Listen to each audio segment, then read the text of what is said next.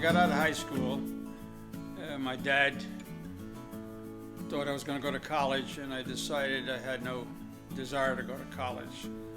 So he was an usher on a railroad, Pennsylvania Railroad, and told me I'd have to go to work with him for a while then, until I made up my mind.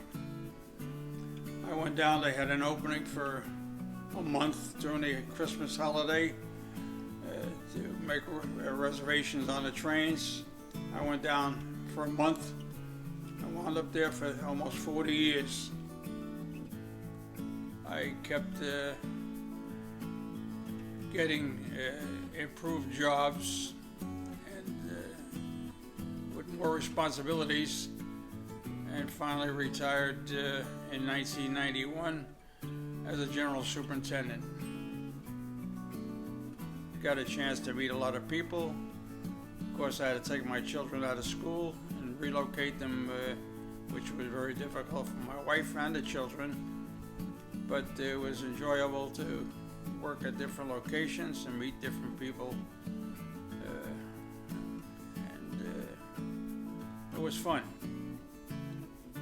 One of my locations, one of my first locations was North White Plains. And when I got there, they had a diner on the property,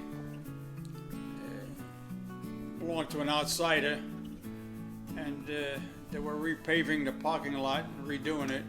So they told this fella that he'd have to take the diner and get rid of it, that they weren't going to keep it on the property anymore. He came to me and he was kind of complaining that that was his livelihood. So I decided to have the railroad build a diner for him on the new in the new parking lot, and he was so thankful that every day, if I didn't show up at his diner for lunch, he sent a waiter up to my office, and he knew I liked bread pudding. So took me up a bowl of rice pudding every day, bread pudding every day, or rice pudding, which both are my favorites.